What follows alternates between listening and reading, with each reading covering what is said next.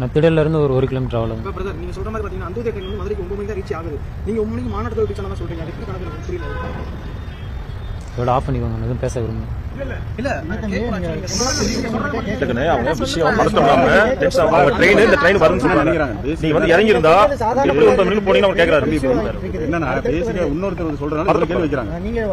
இவ்வளவு கேள்வி வைக்க மாட்டாங்க. நீங்க ஒருத்தாள் வந்து இவ்வளவு கேள்வி வராது. ட்ரெயின் எத்தனை வந்து நீங்க எத்தனை இறங்க நீங்க சொல்றது தப்பான எல்லா சந்தேகப்படுறாங்க. அதான் ட்ரெயின் இறங்குறடா இந்த ட்ரெயின். திருவண்ணூர் தாலுக்கா சரவணபக்கம் கிராமம். நான் கோயம்பேட்டில் வந்து 4 வருஷமாக ஒர்க் பண்ணுறேன். நான் விஜய் தீவிர ரசிகர். நான் வந்து நாங்கள் எல்லாம் வேனில் போனோம். நாங்கள் 14 பேர் போனோம் வேனில். நாங்கள் காலைல நைட்டு வந்து 8 மணிக்கு கிளம்புனோம். மறுநாள் காலையில் நாங்கள் மாநாட்டில் 8 மணிக்கு இருந்தோம்.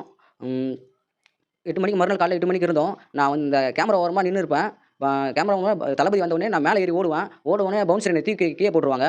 கீழே போட்டவுடனே நான் வந்து சரி இது தூக்கி போட்டாங்கன்னா நான் சால்வாக நம்மன்னு இது ஒதுங்கிட்டேன். ஆனால் ஏன் தான் அப்படி பண்ணுறாங்களே தெரியல. தளபதி மேலே இது மேலே குற்றச்சாட்டுலாம் கொடுக்குறாங்க.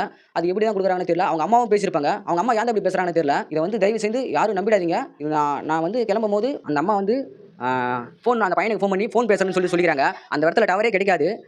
அவங்க இப்படி பேசியிருப்பாங்க. நாங்கள் வந்து கொஞ்சம் தூரம் இடையே வரும்போது தான் டவரே எங்களுக்கு கிடைச்சிச்சு. அந்த அம்மா தேவையில்லை இதிலே சொல்லும் போது தெரியும் உங்களுக்கு இது அவங்க போய் சொல்கிறாங்கன்னு.